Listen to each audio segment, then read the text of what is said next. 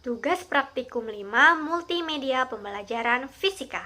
Halo teman-teman, Assalamualaikum warahmatullahi wabarakatuh.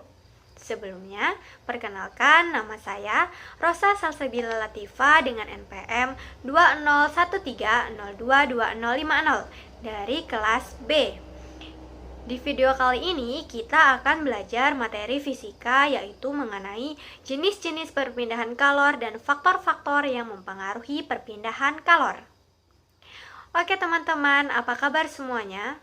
Semoga kita selalu diberikan kesehatan oleh Allah Subhanahu wa Ta'ala, sehingga bisa mengikuti video pembelajaran ini dengan baik. Sebelumnya, saya akan menyampaikan tujuan pembelajaran kita kali ini, yaitu yang pertama, teman-teman dapat menganalisis jenis-jenis perpindahan kalor. Dan yang kedua, teman-teman dapat menganalisis faktor-faktor yang dapat mempengaruhi perpindahan kalor.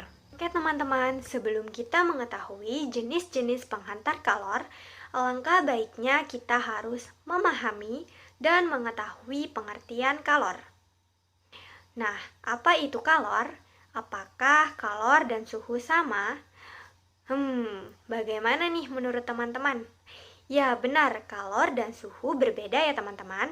Kalor adalah energi yang dapat berpindah dari satu benda ke benda lainnya karena perbedaan suhu. Energi panas akan meningkat dari suhu yang tinggi ke suhu yang lebih rendah. Besar kalor yang dilepaskan sama dengan kalor yang diterima. Benda yang melepas kalor adalah benda yang bersuhu lebih tinggi, sedangkan benda yang melepas kalor adalah benda yang bersuhu lebih rendah. Bagaimana satuan kalor? Apakah sama dengan suhu? Kalor dapat menyebabkan perubahan suhu pada benda. Kalor diukur dalam satuan joule atau kalori, sedangkan suhu terjadi akibat dari pengaruh kalor. Suhu diukur dalam satuan derajat Celcius, Fahrenheit, Kelvin, dan Reaumur. Nah, sungguh berbeda ya teman-teman. Nah, teman-teman, tahu nggak sih bahwa benda-benda di sekitar kita ada yang bisa menghantarkan panas dan juga ada yang tidak dapat menghantarkan panas loh. Jenis benda berdasarkan kemampuan menghantarkan panas dibagi menjadi dua. Yang pertama adalah benda yang dapat menghantarkan kalor dengan baik atau yang biasa disebut dengan konduktor. Adapun contoh bendanya yang pertama besi, kemudian aluminium, dan tembaga. Nah, jadi teman-teman tidak heran ya jika melihat alat-alat masak kue ibu sebagian terbuat dari aluminium. Hal tersebut dikarenakan aluminium dapat menghantarkan panas dengan baik. Yang kedua yaitu benda yang tidak dapat menghantarkan kalor dengan baik atau yang biasa disebut dengan isolator. Adapun contoh di kehidupan sehari-hari yaitu yang pertama kayu, yang kedua plastik, dan yang terakhir adalah karet. Berpindah melalui 3 cara, yaitu secara konduksi, konveksi, dan radiasi. Konduksi merupakan perpindahan panas tanpa disertai perpindahan zat perantara. Jadi, pada perpindahan kalor secara konduksi hanya energi panas saja yang berpindah.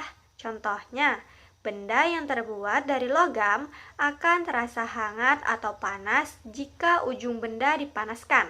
Misalnya, besi yang kita panaskan ujungnya, maka panas tersebut akan terasa hingga ke tangan kita. Yang kedua adalah konveksi. Nah, teman-teman, konveksi adalah perpindahan panas disertai perpindahan zat perantara. Perpindahan panas secara konveksi terjadi pada zat cair dan gas. Perpindahan panas pada konveksi dapat kita lihat ketika kita memasak air. Air yang panas terlebih dahulu adalah air yang berada di bagian bawah. Kemudian air yang panas tersebut akan naik, sehingga air yang masih dingin di permukaan atas akan turun. Begitu seterusnya. Selain memasak air, peristiwa konveksi dapat kita lihat pada asap cerobong pabrik yang membumbung tinggi. Adalah radiasi. Nah, apa sih radiasi itu? Ya, benar. Radiasi adalah perpindahan panas tanpa memerlukan zat perantara. Contoh perpindahan panas secara radiasi adalah panas matahari sampai ke bumi walaupun melalui ruang hampa.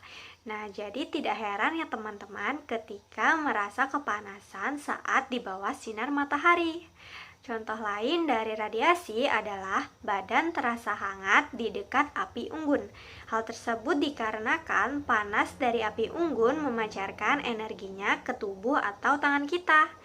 Oke, terima kasih teman-teman. Semoga video tersebut bermanfaat bagi teman-teman. Saya akhiri. Wassalamualaikum warahmatullahi wabarakatuh.